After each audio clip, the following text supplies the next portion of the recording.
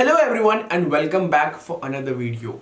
आज हम JEE main archive से आपके लिए एक ऐसी इंस्पिरेशनल स्टोरी लाए हैं जिसे सुन के आपको भी लगेगा अभी भी देर नहीं हुई है। जेई मेन आपके नेक्स्ट मंथ के लास्ट 10 डेज में है और उसका सेकेंड अटेम्प्ट उससे एग्जैक्टली एक महीने बाद है। बहुत सारे लोग मुझे अब रेगुलर बेसिस पे एक क्वेश्चन पूछना चालू कर चुके हैं कि भैया क्या हमसे हो पाएगा? अगर हम एक्स मार्क्स स्कोर कर रहे हैं अभी जेई मेन के मॉक्स में, क्या हम वाई मार्क्स तक पहुंच सकते हैं हमारे प्रिपरेशन के एंडिंग में? आज हम हर एक चीज को एड्रेस करने वाले हैं।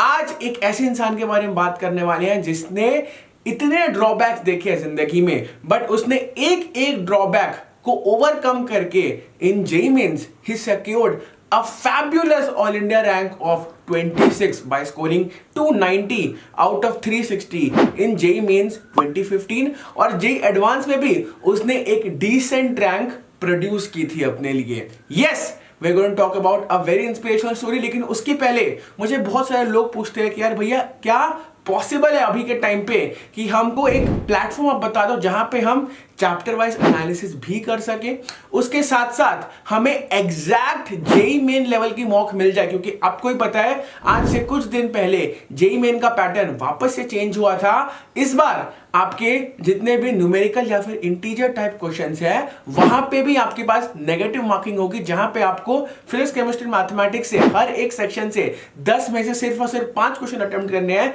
पिछले साल तक। और इवन आपके जेई एडवांस में भी जब ऐसे क्वेश्चन आते थे आपके पास कभी भी नेगेटिव मार्किंग नहीं रहता था, बट दिस टाइम क्योंकि पैटर्न चेंज हुआ है वहां पे भी आपको सेलेक्टिवली क्वेश्चन चूज करना पड़ेगा नेगेटिव मार्किंग के साथ। यहां पे मैं आपके लिए लाया हूं एक परफेक्ट ऐप रिकमेंडेशन जहां पे आप चैप्टर वाइज एनालिसिस भी कर सकते हो और उसके साथ साथ आप ऐसे एग्जैक्ट जेई मेन लेवल के मॉक दे सकते हो एकदम अपडेटेड पैटर्न के हिसाब से।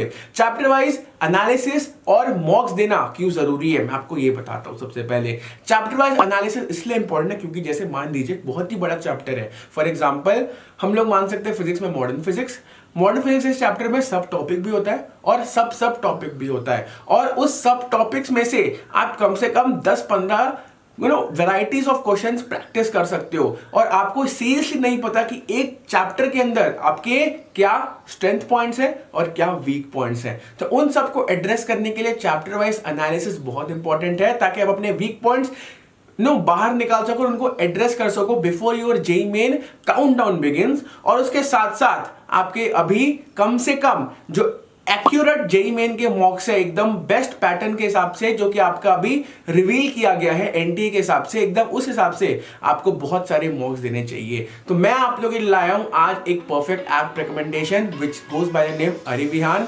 अरिविहान में आपको बहुत सारे फैसिलिटीज मिलते हैं।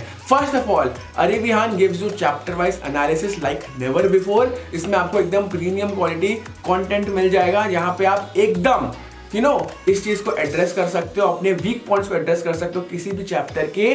और उसके साथ साथ मैं आप लोग के लिए लाया हूं अरिविहान की तरफ से फ्री मॉक टेस्ट। आप इन मॉक टेस्ट को अवेल कर लीजिए और इन मॉक टेस्ट को अवेल करने के बाद आपको कोई प्रॉब्लम ही नहीं रहेगा कि हमको और कहीं से मॉक देने की जरूरत है। उसके साथ साथ अरिविहान आप लोगों के लिए बहुत ही बढ़िया चीज लाया है। अरिविहान गिव्स यू 10 मिनट में रिवाइज करने वाले हैंड रिटन रिवीजन नोट्स। जी हाँ, ये चीजें आपको लास्ट मिनट में बहुत ज्यादा काम आती है, स्पेसिफिकली इनऑर्गेनिक केमिस्ट्री में, जहां पे आप कुछ मिनटों में इसको पढ़ के अपना जो कॉन्सेप्ट है उसको रिवाइज कर सकते हो और ग्राफ्स कर सकते हो फॉर द डूम्सडे।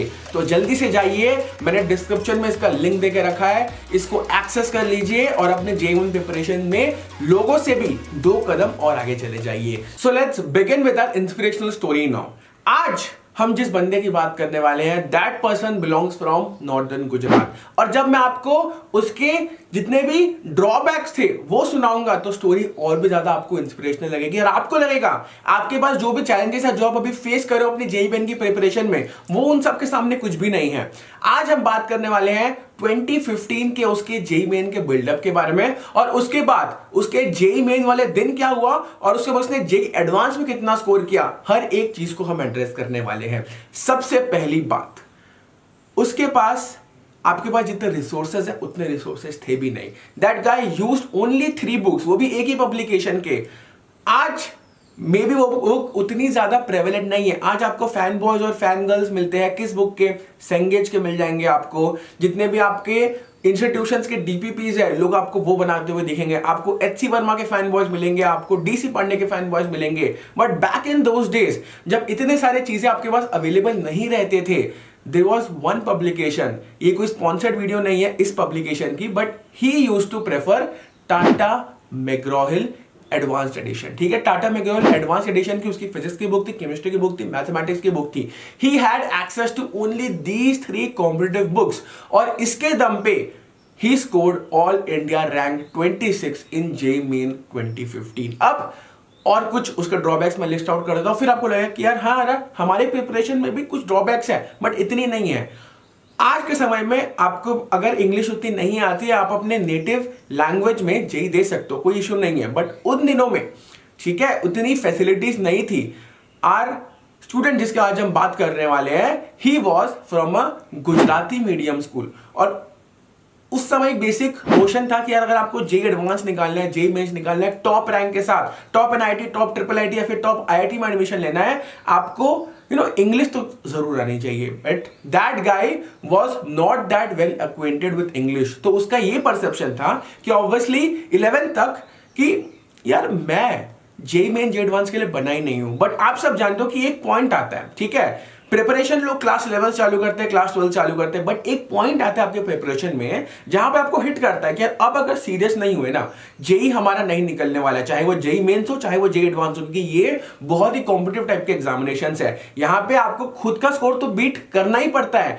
आपको कितना अपना स्कोर ऊपर ले आ सकते हो ताकि आप दूसरों को बीट कर सको अपने जेईई मेंस के दिन में, दैट इज व्हाट मैटर्स। तो आज हम बात करने वाले उसी स्टूडेंट की कि उसने क्लास 12th में जाके अपनी प्रिपरेशन को बूस्ट किया, उसको एक सैचुरेशन पॉइंट जो आया 12th में कि यार हाँ यार अब मेरे को रियलाइज हो चुका है कि अब नहीं करेंगे तो कभी नहीं कर पाएंगे। So we are going to talk about first of all his JEE Mains day. JEE Main के दिन क्या डायनामिक्स होता है, क्योंकि जेईई मेन के दिन मैंने बहुत सारी अनकॉमन चीजें होते हुए देखी है। मैंने जब खुद 2017 में जेईई दिया था, आपके हाथ कांपेंगे जब आप पहली बार जेईई में देने बैठोगे कि आप क्या मार्क कर रहे हो, आप क्या सॉल्व कर रहे हो। बहुत सारे सिली मिस्टेक्स जो आपने कभी मॉक्स में भी कमिट नहीं किए होंगे, आप वो जेईई मेन के दिन कमिट कर जाओगे। तो इसीलिए जेईई मेन का डायनामिक्स बहुत डिफरेंट होता है फ्रॉम अ मॉक, लेकिन उसकी प्रिपरेशन आपको मॉक से ही चालू करनी पड़ती है। So flashback to the doomsday of 2015 JEE mains. JEE mains की हम बात कर रहे हैं। सबसे पहले घंटे में उसने चालू किया फिजिक्स से। फिजिक्स उसका नॉर्मली लगता था कि यार हम जल्दी सॉल्व कर सकते हैं, बट उस दिन शुरुआत के 1 घंटे में उसको फिजिक्स टफ लगा and he was able to score 23 questions in physics. उसके बाद हर किसी को लगता है कि यार चलो एक हम सेक्शन में ना अटक जाए। उसके बाद उसने केमिस्ट्री में जंप मारा। केमिस्ट्री यूजुअली आप देखोगे कभी भी जेईई में ऐसा नहीं बनाता है कि जो एक बंदा प्रिपेयर करके आया वो 40 मिनट से ज्यादा उसमें ले।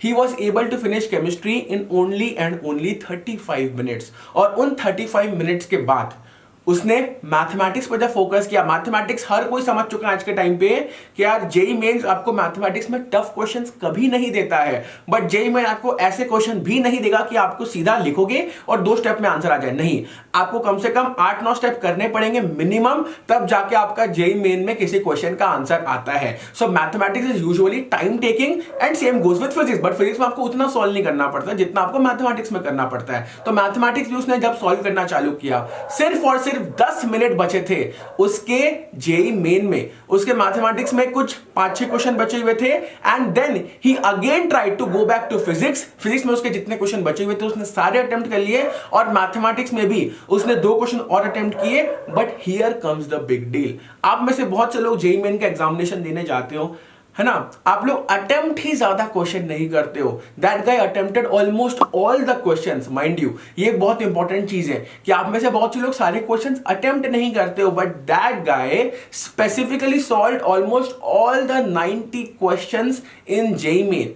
जैसे मान लीजिए मैं कल एक सब्सक्राइबर से बात कर रहा था, उसने बोला कि भैया 75 क्वेश्चन आ रहे हैं, मैं एट मैक्स 40 क्वेश्चन सॉल्व करता हूं, और 40 में से भी अगर मेरा मान लो 35 भी सही हो गया, I am getting around about 135 marks. मैं बोला हर केस में आप जब मान लो 60 क्वेश्चन भी आप सॉल्व करते हो, बहुत कम चांस है कि आपके 50 उसमें से सही होंगे, इसलिए बोल रहा हूं ज्यादा से ज्यादा क्वेश्चन सॉल्व किया करो अपने जेईई मेन मॉक्स में और जेईई मेन के दिन में। सो ये जो प्लस पॉइंट था उसका क्या, उसने ऑलमोस्ट सारे क्वेश्चन सॉल्व किए उस दिन में, और उसके फिजिक्स में आए थे, आप विश्वास नहीं करोगे उस समय जेईई मेन 120 का हुआ करता था। In physics he scored 90 out of 120, mathematics में भी उसके 90 आउट ऑफ 120 आए थे, यानी कि ऑलमोस्ट आप देख सकते हो उसके 24 क्वेश्चन सही थे फिजिक्स में, 24 क्वेश्चन सही थे मैथमेटिक्स में, और उसके सिर्फ और सिर्फ 6 क्वेश्चन गलत हुए फिजिक्स और मैथमेटिक्स में out of a possible 30। In chemistry he scored a whooping 110 out of 120। जी हां, 28 क्वेश्चन सही और सिर्फ 2 क्वेश्चन गलत। सिर्फ एक बुक पढ़ के यह आदमी अगर 110 ला सकता है 120 में, तो आप भी समझ सकते हो कि यार आप जो 2-3 बुक्स पढ़ते हो एनसीईआरटी के ऊपर भी आप 3-4 और कॉम्पिटिटिव बुक्स पढ़ते हो केमिस्ट्री की, क्या वो वर्थ इट है?